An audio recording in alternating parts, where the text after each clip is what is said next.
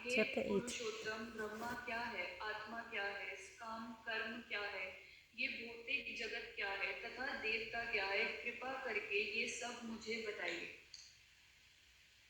हे मधुसूदन, यज्ञ का स्वामी कौन है और वह शरीर में कैसे रहता है और मृत्यु के समय भक्ति में लगे रहने वाले आपको कैसे जान पाते हैं। भगवान ने कहा, अविनाशी और दिव्य जीव ब्रह्मा कहलाता है और ब्रह्म अविनाशी और दिव्य जीव ब्रह्म कहलाता है और उसका नित्य स्वभाव अध्यात्म या आत्म कहलाता है। जीवों के भौतिक शरीर में संबंधित गतिविधि कर्म या काम कर्म कहलाती है। देहधारियों के श्रेष्ठ निरंतर परिवर्तनशील ये भौतिक प्रकृति अधिभूत कहलाती है। भगवान का विराट रूप जिसमें सूर्य तथा चंद्र जैसे समस्त देवता सम्मिलित है अधिदेव कहलाता है तथा प्रत्येक देहधारी के हृदय में परमात्मा स्वरूप स्थित में परमेश्वर अभियज्ञ कहलाता है। और जीवन में अंत में जो केवल मेरा स्मरण करते हुए शरीर का त्याग करता है वह तुरंत मेरे स्वभाव को प्राप्त करता है। इसमें रंच मात्र की संदेह नहीं है।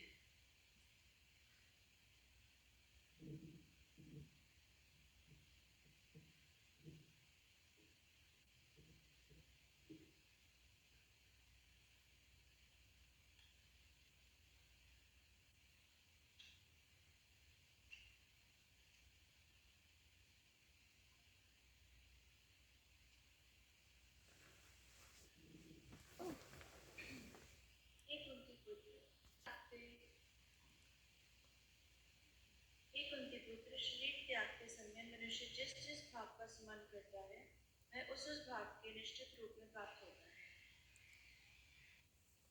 अतएव हे अर्जुन, तुम्हें सदैव कृष्ण रूप में मेरा चिंतन करना चाहिए और साथ ही युद्ध करने के कर्तव्य को भी पूरा करना चाहिए।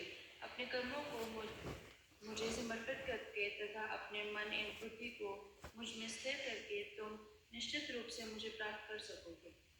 हे पार्थ, जो व्यक्ति मेरा स्मरण करने में अपना मन निरंतर लगाए रखकर अविचलित भाव से भगवान के रूप में मेरा ध्यान करता है वह मुझको अवश्य ही प्राप्त होता है। मनुष्य को चाहिए कि परम पुरुष का ध्यान सर्वज्ञ पुरातन नियंता लघुतम से भी लघुतर प्रत्येक का पालन करता समस्त भौतिक बुद्धि से परे अचन्य तथा नित्य पुरुष के रूप में करे। वह सूर्य की भांति तेजमान है और इस भौतिक प्रवृत्ति से परे दिव्य रूप है। मृत्यु के समय जो व्यक्ति अपने प्राण को बाहों के मध्य स्थिर कर लेता है और योग शक्ति के द्वारा अविचलित मन से पूर्ण भक्ति के साथ परमेश्वर के स्मरण में अपने को लगाता है वह निश्चित रूप से भगवान को प्राप्त होता है। जो वेदों के ज्ञाता है, जो ओंकार का उच्चारण करते हैं और जो संन्यास आश्रम के बड़े बड़े मुनि हैं वे ब्रह्म में प्रवेश करते हैं। ऐसे सिद्धि की इच्छा करने वाले ब्रह्मचर्य व्रत का अभ्यास करते हैं। अब मैं तुम्हें वह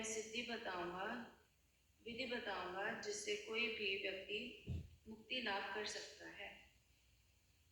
समस्त इंद्रिय क्रियाओं से विरक्त को योग की स्थिति योग धारणा कहा जाता है।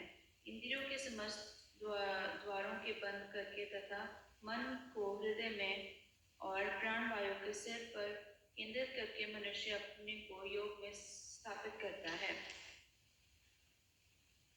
इस योग अभ्यास में स्थित होकर तथा अक्षरों को परम संयोग यानी ओंकार का उच्चारण करते हुए यदि कोई भगवान का चिंतन करता है और अपने शरीर का त्याग करता है तो वह निश्चित रूप से आध्यात्मिक लोकों को जाता है। हे अर्जुन, जो अन्य भाव से निरंतर मेरा स्मरण करता है उसके लिए मैं सुलभ हूँ, क्योंकि वह मेरा भक्ति में प्रवृत्त रहता है।